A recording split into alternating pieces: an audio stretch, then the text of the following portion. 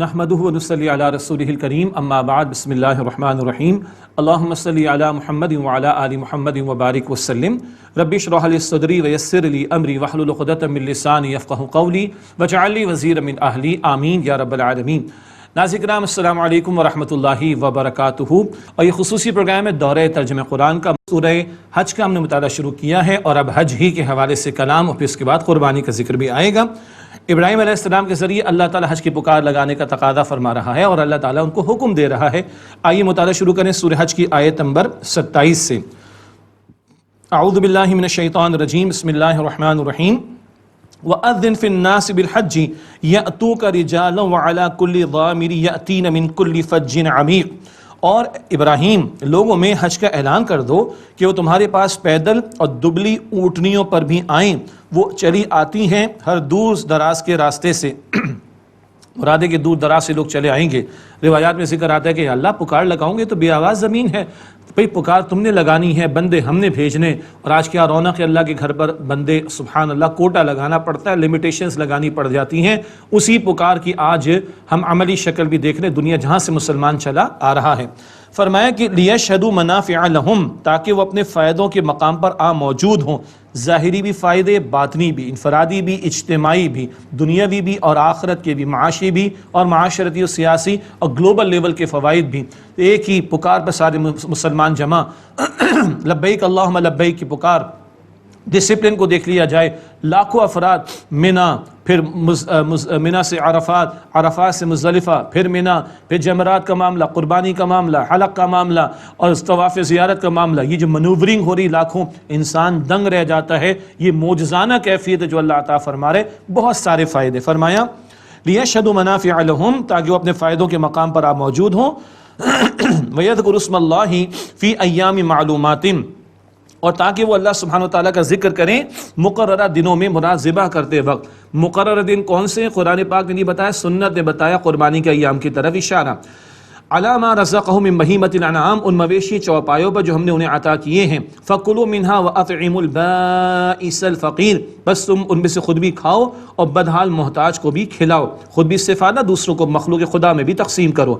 ثم لیقضوا تفثہم ولیوفوا نذورہم، پھر چاہیے کہ اپنے میل کچیل کو دور کریں اور اپنی نظریں پوری کریں۔ یہ میل کچیل کو دور کرنا، قربانیاں کر لیں، حلق کرائیں گے، نہا دھو لیں گے اور یہ صاف ستھرا معاملہ ہو گیا۔ اور اب نظر پوری کرنی ہے، مراد طواف زیارت کی طرف جانا ہے۔ باقی حج کے تفصیلی احکام وہ جب حج کے لیے ہم جائیں تو سیکھنے چاہیے۔ وَلْيَطَّوَّفُوا بِالْبَيْتِ الْعَتِيقِ، اور قدیم گھر یعنی بیت اللہ کا طواف کرے، طواف زیارت کی طرف اشارہ، جو کہ 10 ذی الحجہ پھر 11 12 کو میکسیمم وہ کیا جاتا ہے۔ ذالک، یہ تو اللہ کا حکم ہے۔ وَمَن يُعَظِّمْ حُرُمَاتِ اللَّهِ فَهُوَ خَيْرٌ لَهُ عِندَ رَبِّهِ، اور جو شعائر اللہ کی تعظیم کرے، شعائر اللہ اللہ کی نشانیاں، خانہ کعبہ بھی ہے، صفا بھی ہے، مروہ بھی ہے، سبحان اللہ، مساجد بھی ہیں، یہ اللہ کی نشانیاں۔ وَمَن يُعَظِّمْ حُرُمَاتِ اللَّهِ، جو اللہ کے شعائر کی تعظیم کرے، فَهُوَ خَيْرٌ لَهُ عِندَ رَبِّهِ، بس وہ اس کے رب کے نزدیک اس کے لیے بہتر معاملہ ہے۔ وَأُحِلَّتْ لَكُمُ الْأَنْعَامُ إِلَّا مَا يُتْلَى عَلَيْكُمْ، اور تمہارے لیے مویشی حلال قرار دیے گئے سوائے ان کے جو تمہیں پڑھ کر سنا دیے گئے۔ کیا حرام ہے؟ کچھ قرآن پاک میں آ گیا اور کچھ رسول اللہ علیہ السلام کی تعلیم میں آ گیا۔ اکثر حلال کا معاملہ ہے، تھوڑا حرام جو بتا دیا گیا ہے۔ فَاجْتَنِبُوا الرِّجْسَ مِنَ الْأَوْثَانِ، بس تم کنارہ کشی اختیار کرو بتوں کی گندگی سے۔ وَاجْتَنِبُوا قَوْلَ الزُّورِ، اور بچو جھوٹی بات سے۔ بتوں کی گندگی سے بچو، جھوٹی بات سے بچو۔ جھوٹ اتنا بڑا جرم ہے کہ بتوں کی گندگی کے بچنے کے ساتھ اس کا ذکر کیا جا رہا ہے، اندازہ کیجئے۔ اب اس میں جھوٹے عقائد ہوں، جھوٹی قسم ہو، جھوٹی بات ہو، سب اس میں شامل ہے۔ حنفاء للہ غیر مشرکین بھی، اللہ سبحانہ وتعالی کے لیے یکسو ہو جاؤ، نہ کہ اس کے ساتھ اور اس کے ساتھ شرک نہ کرنے والے ہوتے ہوئے۔ اللہ کے لیے یکسو ہونا اور شرک نہ کرنا، اس کے ساتھ کسی کو شریک نہ کرنا۔ وَمَن يُشْرِكْ بِاللَّهِ فَكَأَنَّمَا خَرَّ مِنَ السَّمَاءِ، اور جو اللہ تعالیٰ کا شریک ٹھہرائے گا تو گویا وہ آسمان سے گرا۔ فَتَخْطَفُهُ الطَّيْرُ، پھر اسے پرندے اچک لے جاتے ہیں۔ اوپر سے گرنے والا تو مرتا ہے تو پرندے نوچ نوچ کے کھا لیتے ہیں نا، اس کی کیفیت کو بیان کر کے شرک شرک کی تباہی کا ذکر کیا جا رہا ہے۔ او تہوی بہ الریح فی مکان صحیق، یا پھینک دیتی اس کو ہوا کسی دور دراز کی جگہ میں۔ مراد جو شرک کر رہا ہے اس کا انجام کیسا ہوگا؟ اس کو مردار خور پرندے کھا جائیں گے یا ہوا اڑا کر اس کو ریزہ ریزہ کر دے گی۔ اسی طرح شرک میں مبتلا ہوتا ہے، در بدر کی ٹھوکریں کھاتا ہے، کبھی ایک کے پاس، کبھی دوسرے کے پاس، کبھی یہ بت، کبھی فلاں غیر اللہ، کبھی یہ کبھی وہ، کبھی پروہت کے پاس، کبھی پجاریوں کے پاس، کبھی اس کے پاس، کبھی اس کے پاس، زندگی اس کی اجیرن ہو جائے گی۔ ذالک ومن یعظم شعائر اللہ فانھا من تقوی القلوب، یہ تو ہے اللہ کا حکم، اور جو شاعر اللہ کی تعظیم کرے، اللہ کی علامات اور نشانیوں کی تعظیم کرے، تو بے شک یہ اللہ تعالیٰ کی نشانیوں کی تعظیم دلوں کی تقوی کی علامت ہے۔ سبحان اللہ، دل میں ایمان و تقوی ہوگا، اللہ تعالیٰ کی ان علامات کے احترام کا رویہ اختیار کرے گا بندہ، مساجد کا ادب کرے گا، قرآن پاک کے نسخوں کا ادب کرے گا، دینی تعلیمات، دینی کتابوں کا جو ہے وہ ادب کرے گا، خانہ کعبہ کا ادب کرے گا، صفا مروہ کا ادب کرے گا، شاعر اللہ کا ادب کرے گا۔ اگر یہ نہیں ہے، اس کا مطلب ہے ایمان و تقوی دلوں کے اندر موجود نہیں۔ لکم فیہا منافع الی اجل مسمى ثم محلها الی البیت العتیق، تمہارے لیے ان مویشیوں میں ایک مدت تک فائدہ حاصل کرنا جائز ہے، پھر ان کے پہنچنے کا مقام بیت قدیم تک ہے، یعنی بیت اللہ شریف۔ سب سے پہلا گھر یہی بیت اللہ بنا، اسے بیت قدیم اس مقام پر کہا جا رہا ہے۔ پہلا گھر کون سا مقرر ہوا؟ آل عمران آیت نمبر 96 میں یہ بات آ چکی۔ مراد یہ جو قربانیاں پیش کی جاتی ہیں حج کے موقع پر، یہ حدود حرم میں ان کو ذبح کیا جاتا ہے۔ وَلِكُلِّ أُمَّةٍ جَعَلْنَا مَنْسَكًا لِيَذْكُرُوا اسْمَ اللَّهِ عَلَى مَا رَزَقَهُمْ مِنْ بَهِيمَةِ الْأَنْعَامِ، اور ہم نے ہر امت کے لیے قربانی مقرر کی ہے تاکہ وہ اللہ تعالیٰ کا نام لیں مراد ذبح کرتے وقت ان مویشی چوپایوں پر جو ہم نے انہیں عطا کیے۔ قربانی کی سنت تو ابراہیم علیہ السلام کے دور سے چلی آ رہی، مگر قربانی کا عمل ہر امت میں چلایا۔ فرمایا فَإِلَٰهُكُمْ إِلَٰهٌ وَاحِدٌ، پس تمہارا معبود واحد ہے اللہ، فَلَهُ أَسْلِمُوا، پس اسی کے مسلم یعنی فرما بردار ہو جاؤ۔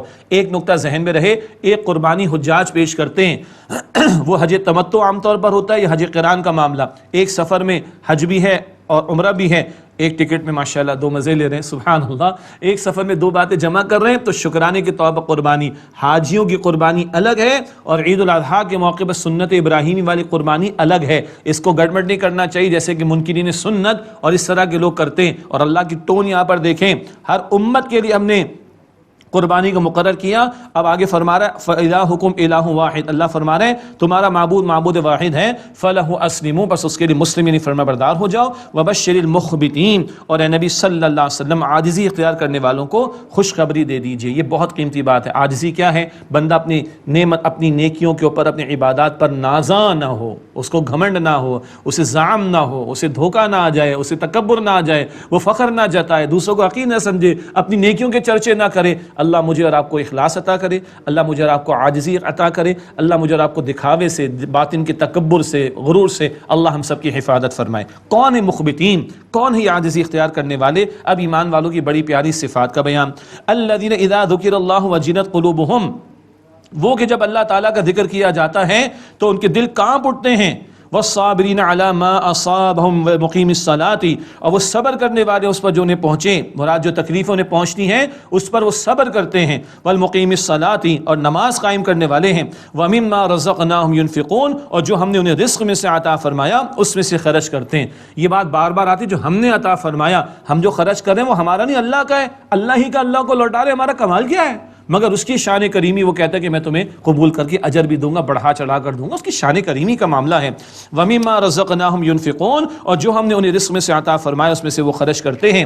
وَالْبُدْنَ جَعَلْنَاهَا لَكُم مِّن شَعَائِرِ اللَّهِ لَكُمْ فِيهَا خَيْرٌ، اور قربانی کے اونٹ ہم نے تمہارے لیے شاعر اللہ مقرر کیے، تمہارے لیے ان میں بھلائی ہے۔ یہ بھی اونٹ اللہ کے نشانیوں میں سے، سبحان اللہ۔ سورہ غاشیہ میں ہم آخری پارے میں پڑھتے ہیں، سورہ غاشیہ کے آخر میں ذکر آتا ہے افلا ينظرون الى الابل كيف خلقت، کیا یہ اونٹ کی طرف نہیں دیکھتے کیسے اللہ نے پیدا کیا؟ اب کسی صاحب نے کتاب پوری لکھ دی میریکلز ان دا کیمل، ایک اونٹ میں کتنے اللہ تعالیٰ نے فنکشنز رکھ دیے، انسان دنگ رہ جاتا ہے۔ یہاں اونٹوں کو اللہ اپنے شاعر، اپنی نشانیوں میں سے قرار دے رہے ہیں، یہ اللہ کی قدرت کے مظاہر جو اونٹوں کے اندر ہیں۔ ایک بہت پیاری سادہ سی بات تو یہ ہے، ایک سپ میں 60 لیٹر پانی پی جاتا ہے، اللہ اکبر کبیرہ۔ اس کے کوہان کے اندر اسٹوریج مہینے مہینے گزارا کر سکتا ہے اگر اس کو راشننگ یا بجٹنگ کرنی پڑ جائے، اور بہت کچھ اللہ تعالیٰ نے اونٹوں میں رکھا۔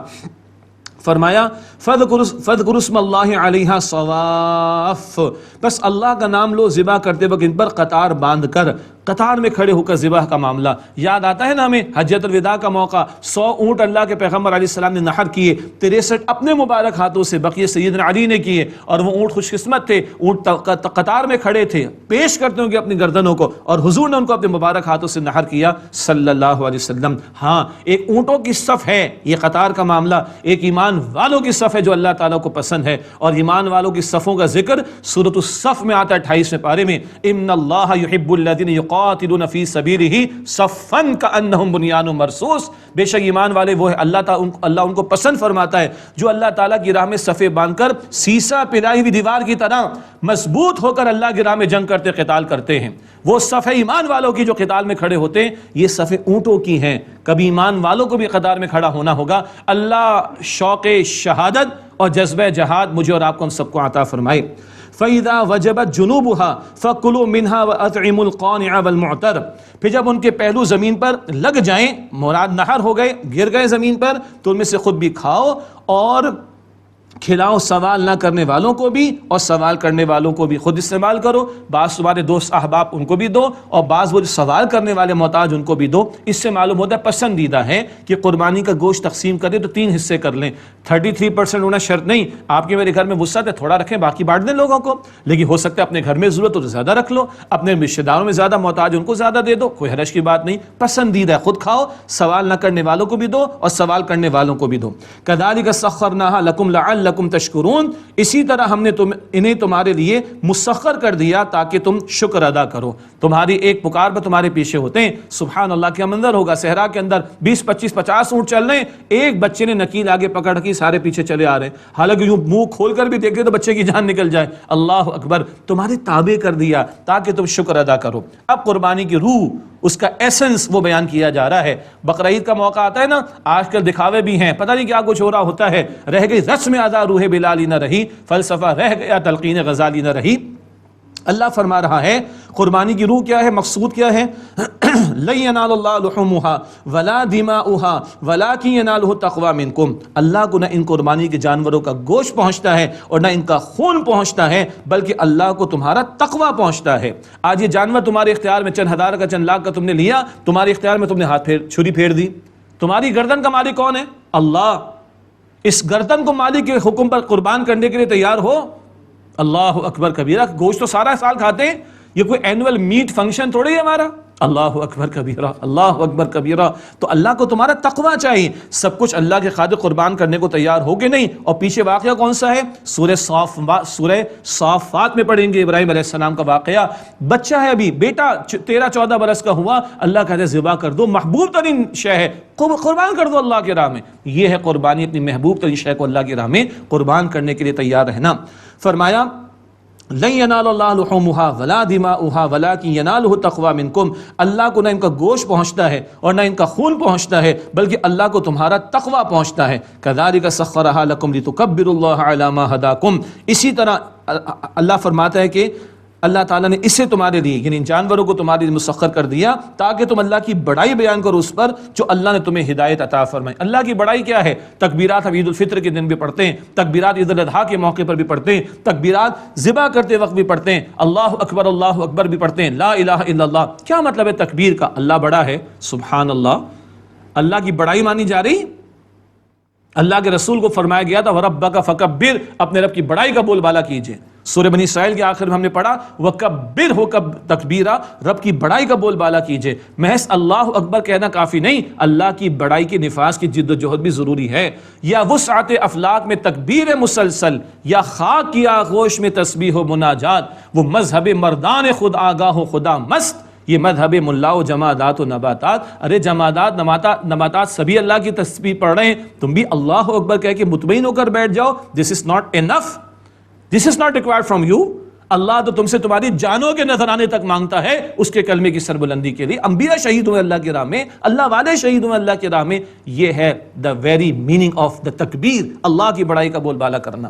فرمایا لتکبروا اللہ علی ما ہداکم, تاکہ تم اللہ کی بڑائی کا بیان کرو اس ہدایت پر جو اللہ نے تمہیں عطا فرمائی. وبشر المحسنین, اور اے نبی صلی اللہ علیہ وسلم عمدگی کے ساتھ عمل کرنے والوں کو بشارت دے دیجئے، ان اللہ یدافع عن الذین آمنوا، بے شک اللہ تعالیٰ ایمان والوں سے دشمنوں کے ضرر کو دور کرتا ہے، ان اللہ لا یحب کل خوان کفور، بے شک اللہ تعالیٰ کسی دغا باز کو، کسی ناشکرے کو پسند نہیں کرتا۔ یہ اللہ اشارہ کر رہا ہے جو مشرکین نے زندگی تنگ کی ایمان والوں پر، اللہ دفاع کرتا ہے ایمان والوں کا ہے، اور کسی ناشکرے کو، دغا باز کو اللہ تعالیٰ پسند نہیں فرماتا۔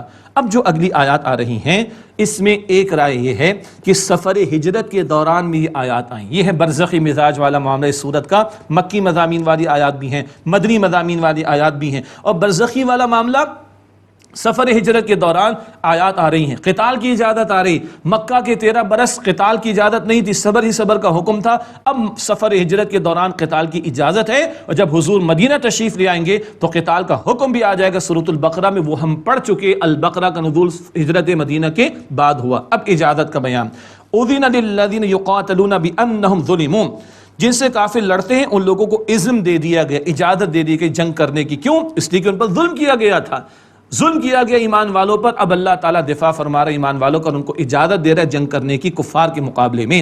وَإِنَّ اللَّهَ عَلَى نَصْرِهِمْ لَقَدِيرٌ، اور بے شک اللہ تعالیٰ ان کی مدد پر ضرور قدرت رکھنے والا ہے، سبحان اللہ۔ مگر جنگ کس لیے ہے؟ مقاصد کے ساتھ۔ النساء 75 مظلوموں کی داد رسی کے لیے، انفال آیت نمبر 39 اللہ کے کلمے کی سربلندی کے لیے، اللہ کے دین کی سربلندی کے لیے، فتنے کے خاتمے کے لیے، مقاصد کے ساتھ جنگ کی اجازت اور حکم دین نے عطا فرمایا۔ اللہ تعالیٰ اور دفاع کر رہا ایمان والوں کا، کن کو اجازت دی جا رہی؟ الذین اخرجوا من دیارہم بغیر حق الا ان یقولوا ربنا اللہ، جو لوگ نکالے گئے اپنے گھروں سے ناحق طور پر، صرف اس بنا پر کہ وہ کہتے کہ ہمارا رب اللہ ہے۔ سبحان اللہ، کیوں ظلم کیا گیا؟ وہ اللہ کی بات کرتے تھے۔ اور حکمت سنیں قرآن پاک کیا فرما رہا ہے، ولولا دفع اللہ الناس بعضهم ببعض، اگر اللہ تعالیٰ بعض لوگوں کے ذریعے بعض کو دور نہ کرتا، نہ مٹاتا، لہدمت صوامع وبیع وصلوات ومساجد، تو راہبوں کے خلوت خانے، عبادت گاہیں، نصارہ کے گرجا گھر، چرچ وغیرہ، یہود کے عبادت خانے، سینگوگ، اور مسلمانوں کی مسجدوں کو شہید کر دیا جاتا۔ یہ عبادت گاہیں ختم ہو جائیں گی تو اللہ کا نام کیسے ہوگا؟ اور یاد رکھیے گا، مسلمان اگر جنگ کے لیے کھڑا ہوگا تو کسی کی عبادت گاہ کو نقصان نہیں پہنچائے گا۔ عبادت گاہ میں نقصان، عبادت گاہ میں مصروف عمل عبادت کرنے والا چاہے وہ کرسچن ہو، اس کو نقصان نہیں پہنچا سکتے ہم۔ یہ ہمارے رسول کی تعلیمات ہیں صلی اللہ علیہ وسلم۔ یذکر فی اسم اللہ کثیرا، جن میں اللہ کا نام کثرت سے لیا جاتا ہے، تو اگر ظالموں کی بیخبری نہیں کی جائے گی تو اللہ کا نام نہیں رہے گا، اور اللہ کا نام نہ رہے تو دنیا، عالم ختم ہو جائے گا، سارا عالم دنیا ختم ہو جائے گا۔ ان مقاصد کے ساتھ جنگ کی اجازت۔ وَلَيَنْصُرَنَّ اللَّهُ مَن يَنْصُرُهُ، اور ضرور اللہ تعالیٰ اس کی مدد فرمائے گا جو اللہ تعالیٰ کی مدد کرے گا۔ بڑا عجیب مقام ہے، اللہ کی مدد، اللہ اکبر، اللہ تو بے نیاز ہے نہ، اللہ کے دین کی مدد کرنا اللہ کی مدد ہے۔ سورہ آل عمران آیت 52، عیسیٰ علیہ السلام کے پکار یاد آیا، حواریین نے کہا ہم اللہ کے مددگار ہیں۔ اللہ کی مدد کیا ہے؟ اللہ کے پیغمبر کے مشن میں شریک ہونا۔ اور اللہ کیا فرما رہا ہے؟ جو اللہ کی، اس کے دین کی مدد کرے گا، اللہ لازماً ایسے بندے کی مدد کرے گا۔ آج ہم کیوں محتاجی میں ہیں؟ آج ہم کیوں کشکول پھیلا رہے ہیں؟ آج ہم مصیبت کے شکار کیوں ہیں؟ اللہ کو ماننے والے، اس سے کہ ہم اللہ کے دین کے ساتھ مخلص نہیں، اللہ کا دین مغلوبیت کا شکار ہے، اور آج ہم اس کے اوپر افسوس کوئی نہیں، ہمارے آنسو نہیں بہتے، ہماری نیندیں رات کی حرام نہیں ہوتی اللہ کے دین کی مغلوبیت کو دیکھ کر۔ تو اگر ہم اللہ کے دین کی نصرت کریں گے تو اللہ کی مدد آئے گی نا، نہیں آ رہی کیوں؟ آج ہم اللہ کے دین کی نصرت نہیں کر رہے، جس کے لیے مملکت خداداد پاکستان کو ہم نے حاصل کیا تھا۔ اللہ تیرا کلمہ سر بلند ہوگا، تیرے دین کو ہم یہاں پر قائم و نافذ کریں گے۔ اللہ کا وعدہ سنیے، وَلَيَنْصُرَنَّ اللَّهُ مَن يَنْصُرُهُ، اللہ ضرور اس کی مدد فرمائے گا جو اللہ کی مدد کرے گا، اس کے دین کی مدد کرے گا۔ إِنَّ اللَّهَ لَقَوِيٌّ عَزِيزٌ، بے شک اللہ یقیناً قوی ہے، غالب ہے، اس کو تمہاری مدد کی حاجت نہیں، مگر اللہ نے دنیا امتحان کے لیے بنائی۔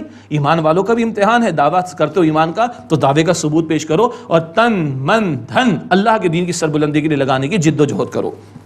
اگلی آیت کریمہ ہجرت کے سفر کے دوران نازل ہو رہی، ایمان والوں کو کل تمکن ملے گا، مقام مل رہا ہے، ٹھکانہ مل رہا ہے، اور غلبہ بھی ملے گا۔ تو ایمان والوں کو جب موقع ملے تو کیا کریں گے؟ ایک اسلامی ریاست کا مینیفیسٹو کیا ہوگا؟ سبحان اللہ، فرمایا الذین ان مکناہم فی الارض، وہ لوگ جنہیں ہم زمین میں تمکن اختیار عطا کریں گے، اقاموا الصلاۃ، نماز قائم کریں گے، وآتوا الزکاۃ، زکوٰۃ ادا کریں گے، وامروا بالمعروف، معروف کا حکم دیں گے، نیکی کا، ونہوا عن المنکر، اور منکر سے بدی کی باتوں سے روکیں گے۔ 4 باتیں. اختیار ملے مسلمانوں کو، اسلامی ریاست قائم ہو، حکمران مسلمان ہوں، اختیار ان کے پاس ہو، نماز قائم کریں گے. اور حکمرانوں کا نماز قائم کرنا کیا ہے؟ مساجد کی تعمیر اور ان کا پورا انتظام سلطنت کے زیر اہتمام ہوگا. اور وقت کا حکمران جمعہ پڑھائے، عید کی نماز پڑھائے. اور سلطنت بڑی ہوگی تو حکمرانوں کا نمائندہ وہ ہر علاقے کے اندر نماز عید، نماز جمعے کا اہتمام کرے گا. یہ ہے تصور ایک اسلامی ریاست میں اقامت صلاۃ اس کے پورے نظام کا. وآتوا الزکاۃ، زکوٰۃ ادا کریں گے. حکمرانوں کا زکوٰۃ ادا کرنا کیا ہے؟ میرے اور آپ کی طرح نہیں، زکوٰۃ کا نظام ہوگا، زکوٰۃ کی وصولی، اس کا خرچ کیا جانا. اس میں سوشل ویلفیئر اور کفالت عامہ کا تصور بھی موجود ہے، جس کی برکات سیدنا عمر رضی اللہ تعالیٰ عنہ کے دور میں ہم دیکھتے ہیں. اور نمبر 3 وَأَمَرُوا بِالْمَعْرُوفِ، یہ نظریاتی ریاست ہے نا، تو یہاں پر اللہ کا بول بالا، اللہ کے دین کا بول بالا ہوگا، معروف اور بھلائی کے کاموں کی ترویج ہوگی، اور نہو عن المنکر، بدی کو روکا جائے گا. ان 4 باتوں کو ذہن میں رکھیں، یہ اسلامی ریاست کا مینیفیسٹو ہے. اور آخر میں اللہ فرماتا ہے وَلِلَّهِ عَاقِبَةُ الْأُمُورِ، تمام معاملات کا انجام تو اللہ کے حضور پیش ہونا ہے. یہ عروج و زوال تو اللہ دیتا ہے، سب نے بہرحال جانا ہے. یاد رکھ سکندر کے حوصلے تو عالی تھے، جب گیا تھا دنیا سے 2 ہاتھ خالی تھے، کچھ نہیں جانا. قبر میں ہمارا عقیدہ اور عمل جائے گا، سب نے اللہ کے پیش ہونا ہے. میں اگر گھر کا سربراہ ہوں تو مجھ سے بھی اللہ پوچھے گا، اللہ ہم سب کے حساب کو آسان کرے. اور کوئی 22 کروڑ پر حکمران بن کے بیٹھے ہیں یا کچھ کو شوق ہے تو یاد رکھو مرنا ہے اور اللہ کو جواب دینا ہے. اللہ پوچھے گا تمہیں اختیار ملا تھا، تم کیا لے کر آئے ہو. یہ الٹ اب اندھیر نگری نہیں لگی ہوئی، زندگی امتحان کے لیے اللہ نے دی ہے، یہ اختیار امتحان کے طور پر دیا. ہاں اگر تم شریعت کو نافذ کرو تو اللہ کے رسول علیہ السلام نے بشارت دی، 7 افراد اللہ کے عرش کے سائے میں ہوں گے. ایک پہلا کون ہوگا؟ امام عادل، عدل کرنے والا بادشاہ. حکمران دین نافذ کریں، کروڑوں کی دعائیں ان کو لگیں گی، اور اگر وہ دین نافذ نہیں کر رہے اللہ تعالیٰ کو جواب دینا پڑے گا. اللہ ہم سب کے حساب کو آسان فرمائے. کتنے بھاری موضوعات آ گئے، حج بھی آ گیا، قربانی بھی آ گئی، قتال کی اجازت بھی آ گئی، غلبہ دین کی بات بھی آ گئی، اور اسلامی ریاست کا مینیفیسٹو بھی آ گیا. اب آئیے پھر موضوعات وہی آ رہے ہیں جو مشرکین مکہ سے کلام چل رہا تھا. اسی تناظر میں مکی صورتوں کے مضامین اب ہمارے سامنے آئیں گے انشاءاللہ. فرمایا وَإِن يُكَذِّبُوكَ فَقَدْ كَذَّبَتْ قَبْلَهُمْ قَوْمُ نُوحٍ وَعَادٌ وَثَمُودَ، اور اگر اے نبی علیہ السلام یہ آپ کو جھٹلائے مشرکین تو ان سے قبل جھٹلایا نوح علیہ السلام کی قوم نے اور عاد و سمود نے، وقوم ابراہیم وقوم لوط، اور ابراہیم علیہ السلام کی قوم نے اور قوم لوط نے بھی جھٹلایا، وَأَصْحَابُ مَدْيَنَ، اور مدین والے شعیب علیہ السلام کی قوم، وَكُذِّبَ مُوسَىٰ، اور موسیٰ علیہ السلام کو بھی جھٹلایا گیا. فَأَمْلَيْتُ لِلْكَافِرِينَ ثُمَّ أَخَذْتُهُمْ، پس میں نے کافروں کو ڈھیل دی پھر میں نے انہیں پکڑ لیا. فَكَيْفَ كَانَ نَكِيرٌ، پس دیکھو کیسا ہوا میرے انکار کا انجام. یہ پچھلوں کا انجام بیان کر کے مشرکین عرب کو توجہ دلائی جا رہی، عبرت دلائی جا رہی ہے. فَكَأَيٍّ مِّن قَرْيَةٍ أَهْلَكْنَاهَا وَهِيَ ظَالِمَةٌ، تو کتنی بستیاں ہیں جنہیں ہم نے ہلاک کر ڈالا اس حال میں کہ وہ ظالم تھیں. فَهِيَ خَاوِيَةٌ عَلَىٰ عُرُوشِهَا وَبِئْرٍ مُّعَطَّلَةٍ وَقَصْرٍ مَّشِيدٍ، تو اب یہ اپنی چھتوں پر گری پڑی ہیں بستیاں، اور کتنے کنویں ہیں بیکار پڑے ہیں، اور کتنے مضبوط محلات کھنڈر بنے ہیں. نشان عبرت بنا دیا اللہ نے. أَفَلَمْ يَسِيرُوا فِي الْأَرْضِ فَتَكُونَ لَهُمْ قُلُوبٌ يَعْقِلُونَ بِهَا أَوْ آذَانٌ يَسْمَعُونَ بِهَا، کیا وہ زمین میں چلے پھرے نہیں کہ ان کے دل ایسے ہو جاتے کہ ان سے وہ سمجھنے لگ جاتے. ہاں ایک سمجھ ادھر ہے اور ایک ادھر بھی ہے، سائنٹیفکلی بھی بہت کچھ پروون ہے، وہ ہمارا موضوع یا میدان نہیں ہے. لیکن اللہ تعالیٰ نے روح کا مسکن، روح کا ابوٹ دل کو بنایا. پیغمبر کو وحی، نبی علیہ السلام کو وحی دل پر قرآن پاک نازل ہوا. نیت ارادے ادھر ہی ہوتے ہیں، ہدایت کی طلب و طلب ادھر ہی ہوتی ہے. سبحان اللہ، اطمینان سکون ادھر آتا ہے، بس ذہن میں رکھیے گا. لہم قلوب یعقلون بہا، ان کے دل ایسے ہو جاتے کہ ان سے وہ سمجھنے لگتے. او آذان یسمعون بہا، یا ان کے کان ایسے ہو جاتے کہ ان سے سننے لگتے. فانها لا تعمل الابصار، کیونکہ در حقیقت آنکھیں اندھی نہیں ہوتی، ولکن تعمل القلوب التي في الصدور، لیکن دل جو سینوں میں وہ اندھے ہو جایا کرتے ہیں. مہر دلوں پر لگتی ہے اللہ تعالیٰ کی طرف سے. اللہ اکبر کبیرہ، دل اندھے ہو جاتے. اللہ دلوں کے اندھے ہونے سے میری اور آپ کی ہم سب کی حفاظت فرمائے، اور سچی طلب و طلب ہدایت کی ہم سب کو عطا فرمائے.